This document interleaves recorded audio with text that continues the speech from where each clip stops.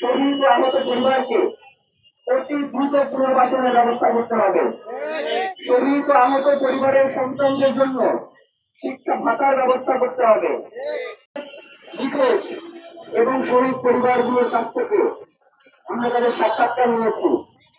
তারা জানিয়েছে ছাত্রায় যারা শহীদ হয়েছে তাদের ব্যাপারে রাষ্ট্র অন্তর্বর্তীকালীন সরকারের সময়ে সামান্য কিছু আর্থিক সহযোগিতা করলেও তাদের পুনর্বাসনের ব্যাপারে রাষ্ট্র কোনো ধরনের পদক্ষেপ গ্রহণ করে নাই। এমনকি আহতদের ব্যাপারে রাষ্ট্র এইটুকু পদক্ষেপ গ্রহণ করে নাই। মানে ব্যাপারটা এমন যে আহত হতে আমার কি।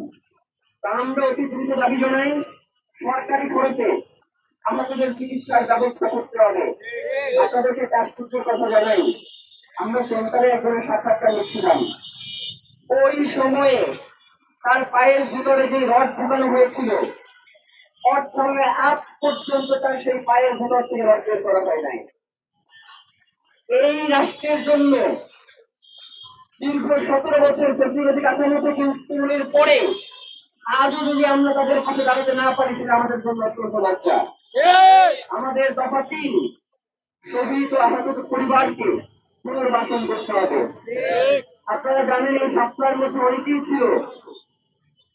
একজনের সাক্ষাৎকার আমরা নিয়েছি, তখন সে ক্লাস 6 করতো, এতিমখানায় থাকতো, তার একটা পা কেটে ফেলতে হয়েছে। এই মানুষটার পুনর্বাসন যদি রাষ্ট্র না করে, এই মানুষটা কোথায় যাবে আপনারা বলেন?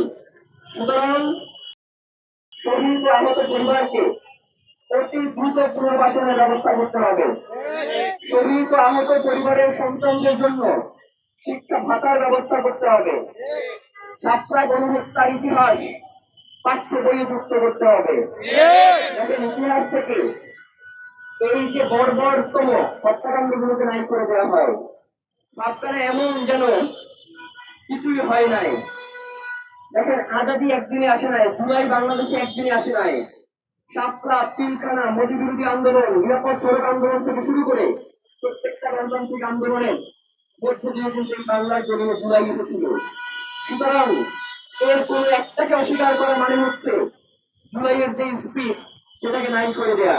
সুতরাং আমরা দাবি জানাই, সাতটা অন্যান্য গণহত্যার ইতিহাসের পাশাপাশি পাঠ্য বইয়ে সাতটা গণহত্যার ইতিহাস যুক্ত করতে হবে। আপনারা জানেন যে বাংলাদেশে মুক্তিযুদ্ধ বিষয়ে একটি মন্ত্রণালয় রয়েছে। জুলাই গণ অভ্যুত্থান অধিদপ্তরের মতো মুক্তিযুদ্ধ বিষয়ক মন্ত্রণালয়ের অধীনে সাতটা আন্দোলন অধিদপ্তর গঠন করতে হবে। এই কার্যক্রমগুলো এই নির্বাচিত সরকার কি করতে হবে? এখন জিজ্ঞেস করেন কেন? অন্তর্বর্তীকালীন সরকার যখন ক্ষমতায় ছিল, প্রতিনিয়ত তাকে এমন ভাবে প্রেশার ক্রিয়েট করা হয়েছে যে তুমি তো নির্বাচিত না, তুমি এইগুলোর বিচার করবা কিভাবে? তুমি তো নির্বাচিত না, তাহলে তুমি এই কমিশন গঠন করে কি করবা? তুমি তো নির্বাচিত না, তুমি এইটা কেন করতেছো? তুমি নির্বাচিত না, তুমি ওইটা কেন করতেছো?